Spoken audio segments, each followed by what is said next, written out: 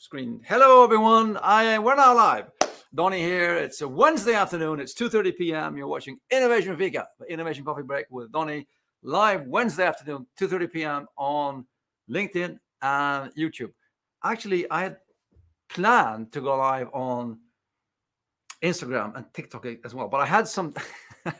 You've never heard me say this before. I had some technical issues with the camera, so I just switched camera. We didn't have time to connect the Instagram account. But next week, it will be Instagram again, I promise. Anyway, every week, 2:30 p.m., Innovation Fika, Innovation Coffee Break with me, Donnie, and guests. And all of the recordings on YouTube, as you know. The change for 2024 is that everything is under my name. So you'll find the live shows on LinkedIn under Donnie SC Ligonis, my own profile. And also the YouTube shows will be under my profile, under my Donnie profile as well. So I'm leaving the Innovation Fika channels and going under my own profile. Enough about that. Enough about me. And oh, by the way, everybody, as you come online, I know we have almost 90 people signed up today. So as you come online, as usual, please just say who you are, where you're from, say hi so we can say hi to you as well. And then make sure to interact with my guests and me here in the studio as well. Okay, with that, I'll, this is so much. Send a message to Green Room down the hall and ask the assistant to come. Yeah, if they're not too busy, could you ask the guests please to come in? Get in here. No, I have Davis and Tamara. Welcome to the show. Thank you very much. Wonderful to have you here. And as always, as I always start these shows, I always ask my guests, who are you and what do you do? So just give us a short 1-minute introduction of yourselves. Tamara. Okay, I am a solution delivery consultant at Tanki Africa. It deals with insurance and we create software for those companies. On the side, I'm working on this project called X Climate with the GDH Global Development Hub, which is for the Stockholm city and municipalities and helping them improve when it comes to food waste. Cool. Yeah. Thank you. Yep. Davis Frank here. Very simple. Just an exchange student from University of Dar es Salaam, and we are the front-end developer, and we've been doing this project, which I think on my side it's a very good project, very wonderful thing that we'll be working on. That we have been given the opportunity from Stockholm Study and from KTH, so which is beautiful. Cool. So, and of course, I have to make some kind of the weather today. I mean, Yeah.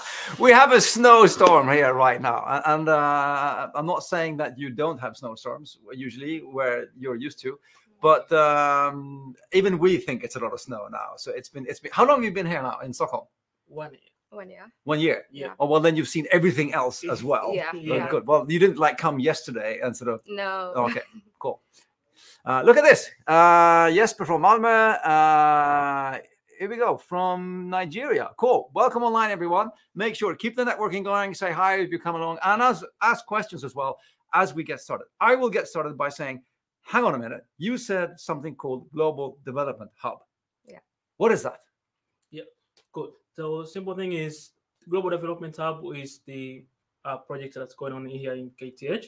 Like it give us the students from Tanzania, from Africa, from different countries, get the chance to come and study here at KTH. So if you finish the degree, you get the chance to study here. You are being given a scholarship to get here for 1 semester to see how students from KTH are getting the knowledge, and also it gives you broaden your view of your studies, like whatever you studied back at home, and you get to know much better here in KTH, because on my side, I have enjoyed studying here. Well, I'm happy to hear that. And I didn't even ask him to say that. So thank you for saying that. No, but do you do joint projects with students from KTH and then as well in GDH?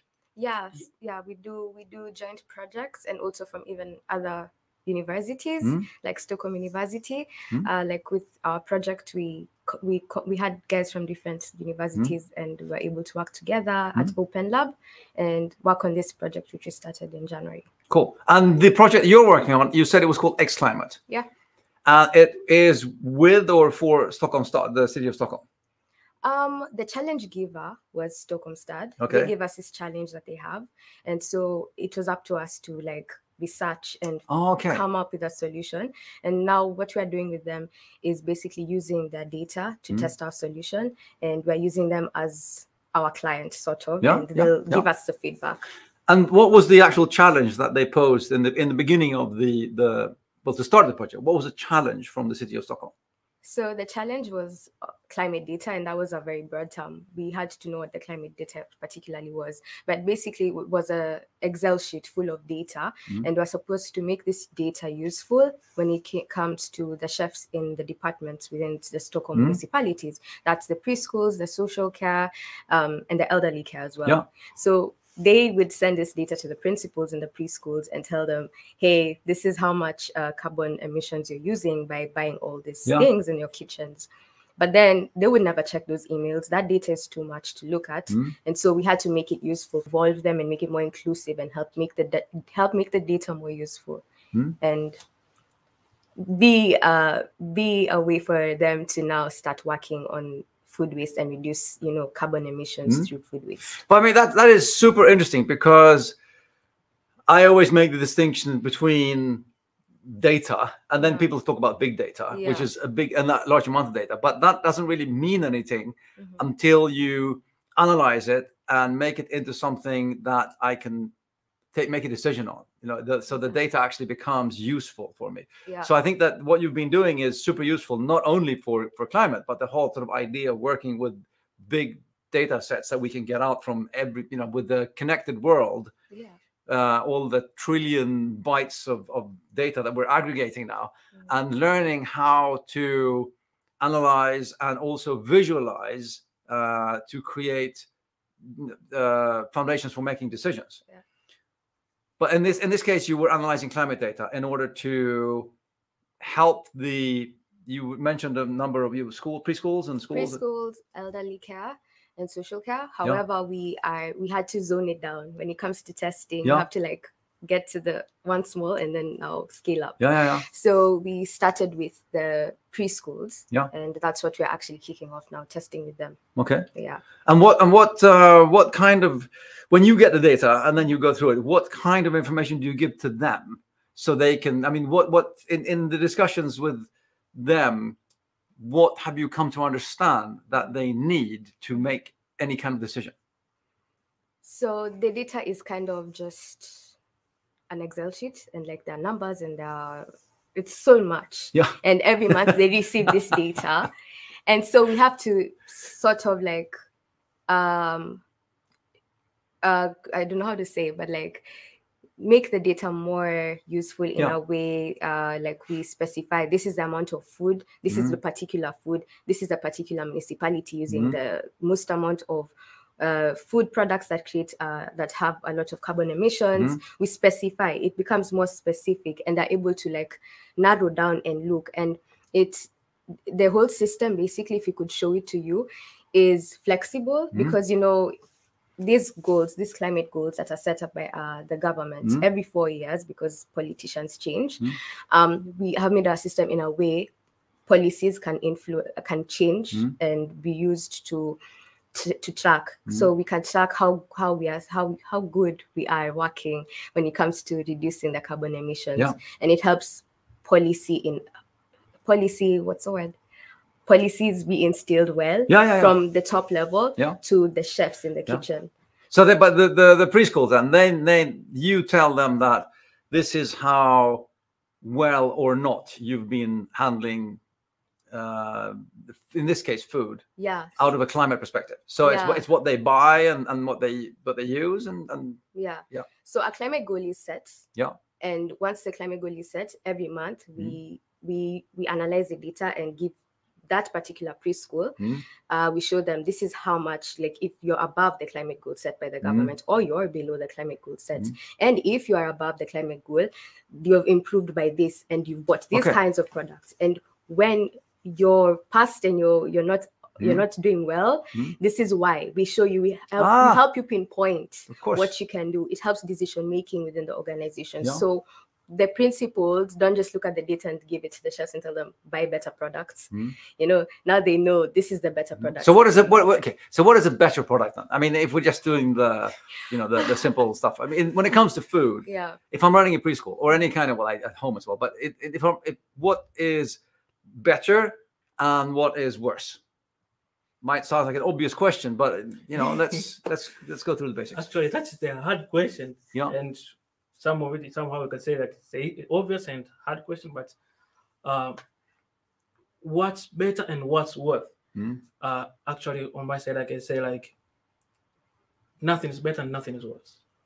Why? And so it depends on your usage of things. Like I can say like today I'll be eating meat like for the whole month. That is already worse. You're making us, you are already like consuming, because meat has too much of CO2 emissions, carbon emissions. But if you say you plan your meals, like say like for a week I'll be eating twice meat twice a day, so which be like that's good, because I will be decreasing the carbon emission. That's why the climate data comes in now. It shows you like you have been eating meat too much now. But at least come on, give it a break, huh? At least 1 week or 2 times. And so that you can control the carbon emissions. Because, was it anything that surprised you when you started looking at the data and I was like, wow, look at this, and any surprises? I think for me, one thing that struck out was basically nutrition is a very key thing, especially for kids. They need to eat healthy food. Number 2 is that we are looking at ecological food. And when you even go to the supermarket here in Stockholm, ecological food is higher priced compared to like the regular food. So that's another thing. And we need to account for all those, because these organizations are spending money, and at the same time they need to reduce carbon emissions set by the government. So when we are creating the solution, we need to show the expenses, how are the expenses going into carbon emissions, so that they can make better decisions. We also not only provide this solution, but we also advise them with meal prepping, cookbook, and involving the kids in cooking sessions. We came up with a couple of solutions which we shared with the kids, and also Stockholm Stad and the chefs as well, and they liked these ideas. And the point of our system will actually bridge and close the gap when it comes to policies to the kitchen, where the action all begins. So I think that's what struck out for me. On my side, it's the government. Like I'm impressed on the government, how itself has been struggling or fighting to help the citizen itself to reduce the CO2 emissions.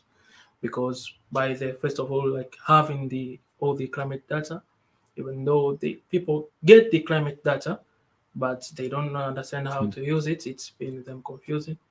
On my side, like that, everything is here. The government has been already trying to help the citizen. So I think on my side, that was one thing that was surprised to me, and I found it like I was very impressed on my side. Interesting as well, but I don't know how to phrase this question, but how do the politicians know? You talked about them setting a threshold.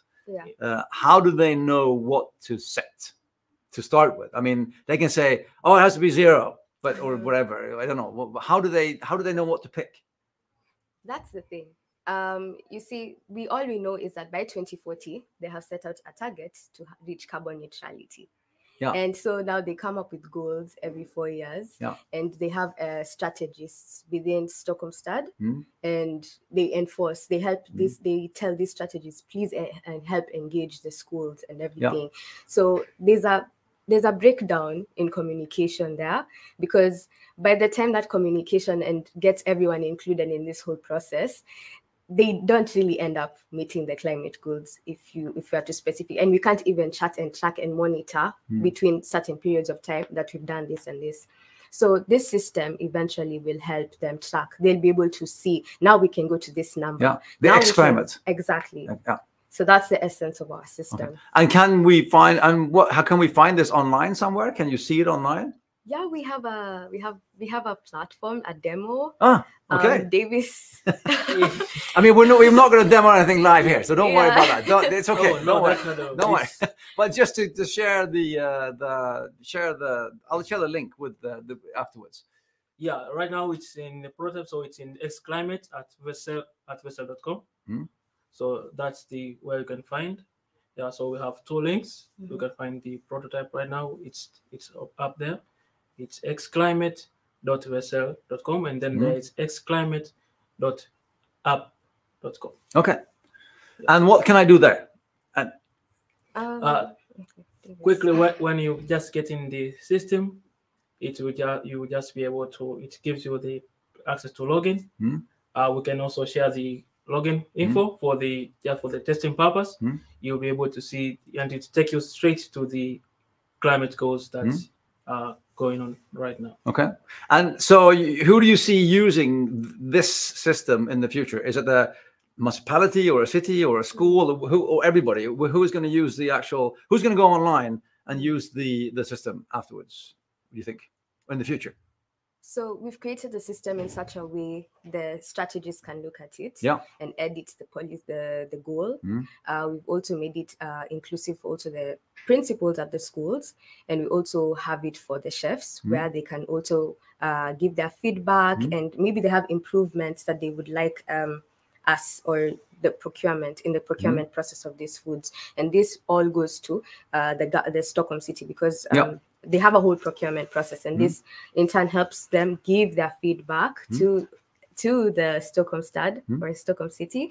And while they make these decisions that they'll have to enact on, they are taken into account, all their feedback and everything. So it's made to be holistic, though of course, this is to do with the government, and of course, security and data, all that is very important. So of course, not everyone should be able to access that data. So we are going to limit it for use and within organizations. In the long run, we see it very feasible for municipalities and policy in action.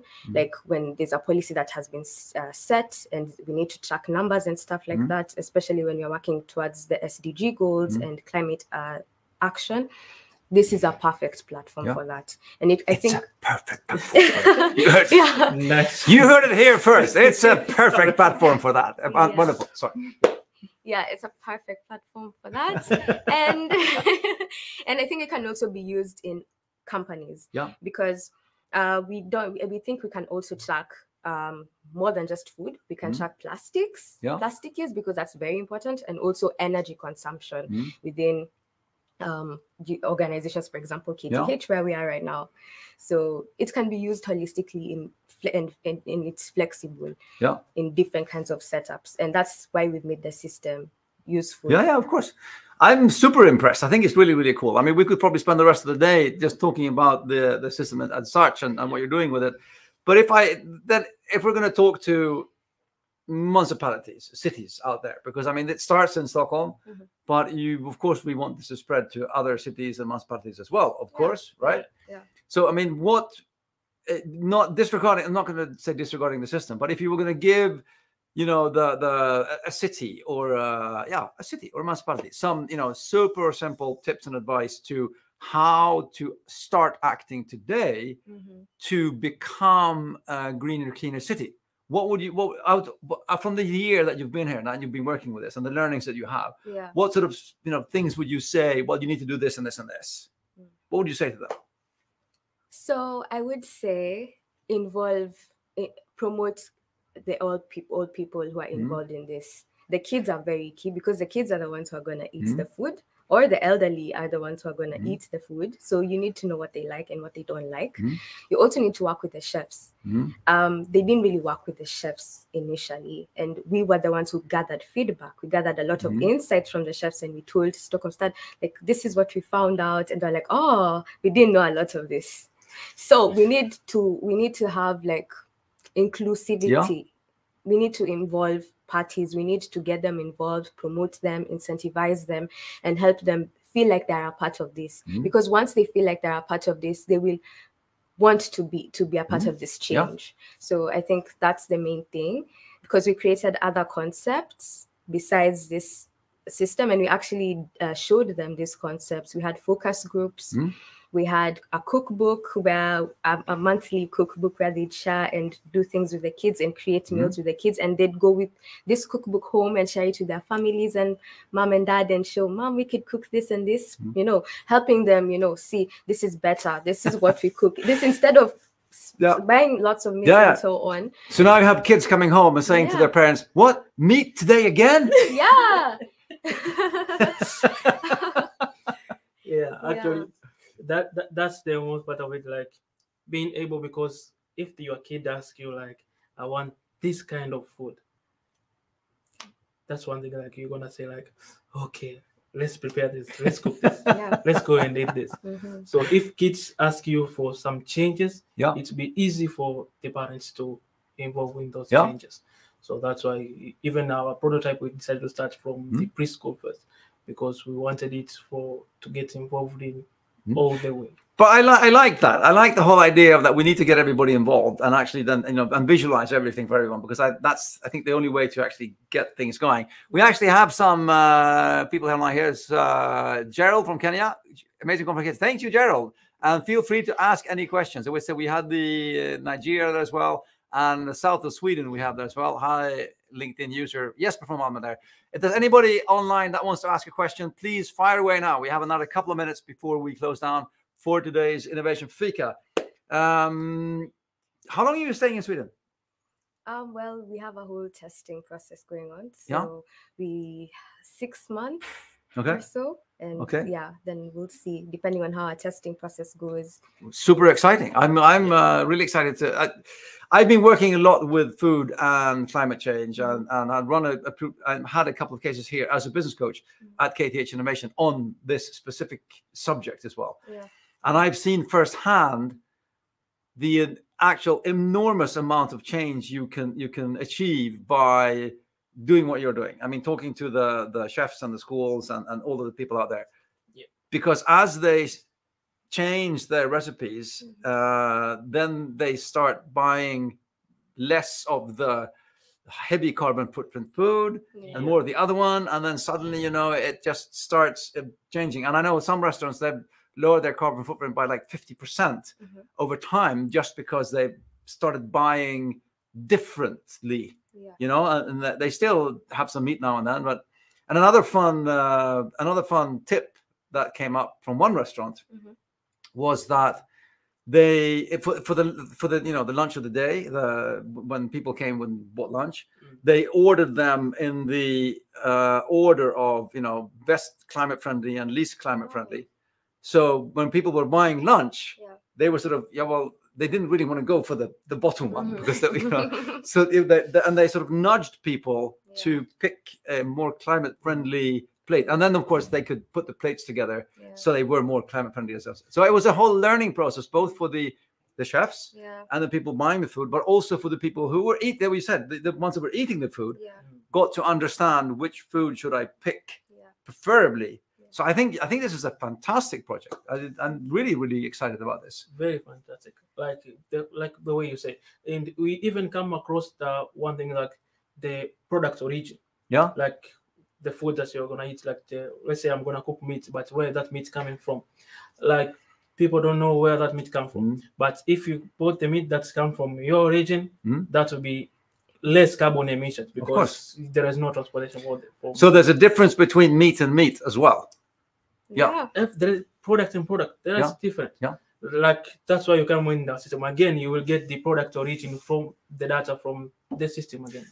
Okay. Look at this. Happy to hear everyone. This is a nice one. Thank you for this. Eye-opening one. Thank you. Great being a part of it. Thank you very much. Well, with that, my dear friends, I'm looking at the time here. Only a few minutes ago, I will say thank you so very much for coming to the show today. Wonderful to have you here. Thank you for coming and joining the Global Development Hub project as well. Congratulations on getting into the scholarship thing as well. You must be the smartest people. Because I know they only pick the smartest people, of course. And good luck with Xclimate. Thank you. And it was like, again, the URL was xclimate.vessel.com. Okay. And the second one is xclimate.app.com. Oh, look. Here, question. Can the project be replicated in other countries? And what can the challenge be in terms of policy? Anything there? Any quick? Yeah, the quick reply for that is the challenge or upon that will depend on the data, because in Stockholm, it's very good thing because the data is already being collected. Yeah. But in other countries, there might be a difficult on collecting data collection. Of course. That might be one of the biggest challenge. Yeah. Other than that, there is no challenge. Okay, cool, very good. Another good one from Gerald. Any thoughts on neglected food, herbs, fruit that grow naturally? Can these replace cultivated foods? Yes. I'm sure the thing is, when foods are left somewhere for long, they obviously perish and they're not good. So we need to find ways of making these foods, either by drying the foods or freezing the foods, or sort of meal prepping in a way. Those are some of the techniques, and these are things we've shared with the chefs in Stockholm City. And of course, these are things we don't want to only limit in Stockholm. I think they can be applicable globally and even in Africa, because I know one thing from where I'm from in Kenya. When we have a lot of farmers who have a lot of fruits and everything, but they don't really get to sell them in the markets, and they end up having a lot. When these fruits, for example, let's say oranges, can be turned into jam, and these fruits can be used in different kinds of ways. So it's basically sharing information out there and talking to these farmers and talking to even the consumers as well, letting them know that these other kinds of ways of consuming food. Yeah. Good. That sounds like a separate session we should do one day on that one. That's it. Thank you, Gerald, for asking that very good question. And hi, Milan from Bosnia. We have people from all over the world here on this show, which is super cool. It's 14:58 with 2 minutes on the clock. I will again say thank you to everybody watching. Make sure to connect with Tamara and Davis on LinkedIn as well. Yeah. You can find them there. Connect with them and get in touch and keep the discussion going around X-Climate. I'm Donny, Innovation Fika, every Wednesday, 2:30 p.m. I'll see you next week, same place, same time. With that, I will say thank you very much and goodbye. Bye. Bye.